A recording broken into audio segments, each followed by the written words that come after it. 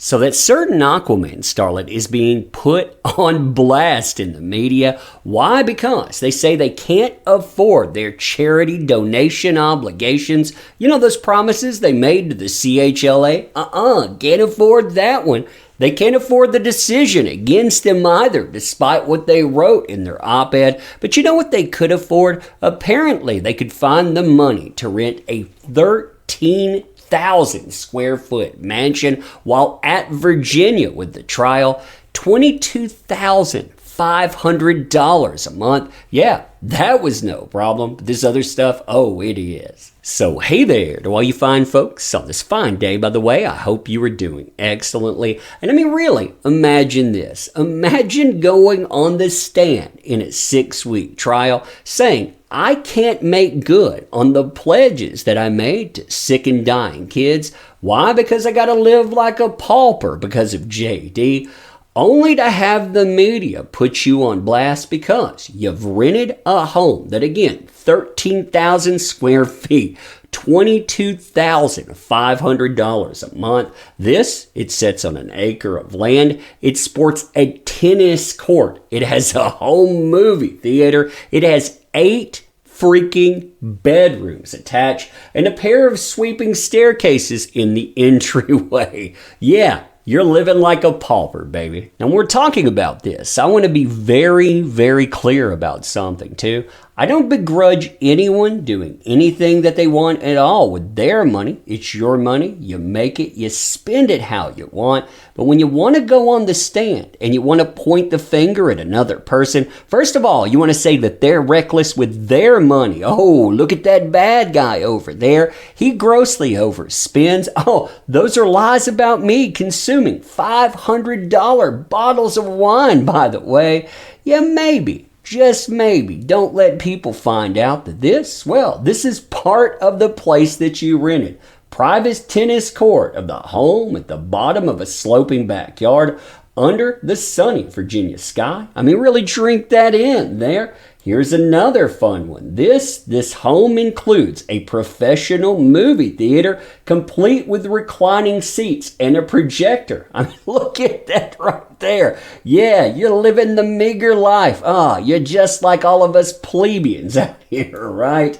And I mean, look, oh yeah, right there in the middle of it, you have a jacuzzi as well as a large steam room. You have your own freaking steam room over to the side as part of its in-home spa. So you have its own in-home spa area. You have your own tennis court, and that's only the beginning. Now, just to make this clear, too, these are pictures coming from the media. So this is the media putting her on blast. We're not going to any place out and looking this up. This is from the Daily Mail reporting on it. Here's the exterior shots of the home. Again, $22,500, but can't make good on your bills. That's what Elaine went on every show in the world trying to say. Can't afford this stuff at all. Nope. Can't afford it, but you can afford to live in a place like this. So, hey, here's your exteriors. And like they were saying before, this 13,000 square foot mansion, it features sweeping double staircases in its 2-story grand entryway. So you walk right through the door. This is what you're greeted with. But again, can't pay for anything that you pledged. Not donated. They made that very clear. They were going to make good on that in the future, but it was JD who stopped it. Yeah, they don't live reckless at all, do they? Now, speaking of extravagance, raging into the absurd, I mean, look at this here. These are some of the pictures from the interior. And remember, this is easy to afford. This is A-okay. This is a necessity. But paying off those pledges to those sick and dying kids or being able to pay off the bill that you racked up because you wanted to destroy someone's life, don't have money for that stuff. Here's one of the living rooms. This is just one massive living room in it. You have a better picture of it as well. Here, look at the layout. Look at the doors here. I mean, the size of this thing, it is absolutely insane. And then when you start looking at the kitchen, I mean, this kitchen is a monster. Here you have one island. You have another island over here. Notice that you have multiple stoves in it. I believe you have another stove here. You have entryway that comes down. So if you're upstairs and you want a snack, well, you can just walk down. I'm imagining, by the way, the way things went, they didn't spend a lot of time in here, but hey, if you're paying $22,500, why not? Here's another setup for it too. You can see just how much area is there. Be careful, by the way. If she invites you over, she has a magnum-sized bottle of wine. Make sure that you always wear gloves. That's one of the tips that I learned from this trial. Always wear gloves around her. As far as formal dining areas are concerned, look at this monster. And again, you can see where it all hooks together. You can see those dual spiral staircases. Like I said, this ranges into absurdity. You have another dining area. So this is a second dining area. Because, of course, when you're eating over 6 weeks, why do you want to eat in the same room? Again, you plebeians out there, what exactly do you know about living?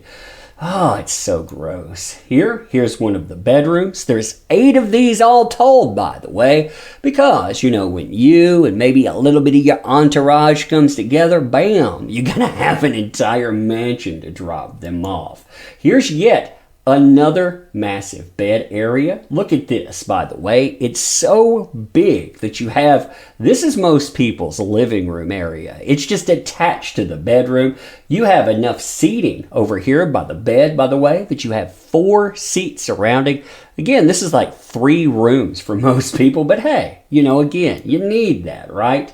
Here's yet another sitting area. This sitting area, you notice all of the workout gear, all of the inlaid bookshelves and on. And again, all of this interior, all of this stuff, it just keeps going on. And again, like I said, I'm not judging anybody by the extravagance or opulence that you have.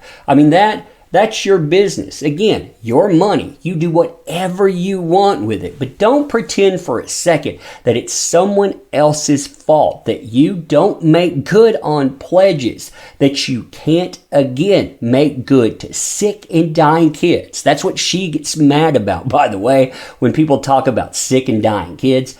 Don't pretend for a minute that money you pledged, you couldn't make good on it. You had years going into this before anyone sued.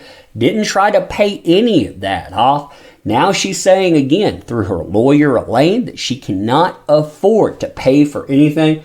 Again, when you look at this place, like I said, this is absolute absurdity. And it just keeps going on and on and on. Like I said, this is the media putting this on blast. I think it is very well deserved too. But anyway, let me know what you think about this stuff. And as always, appreciate the heck out of you. You make this stuff work. Thank you. Can't say that enough. I want to help out the channel, by the way. There are links in the description. That includes our book. Check that out. But you being here, that matters most of all. Thank you. Appreciate you. See you soon.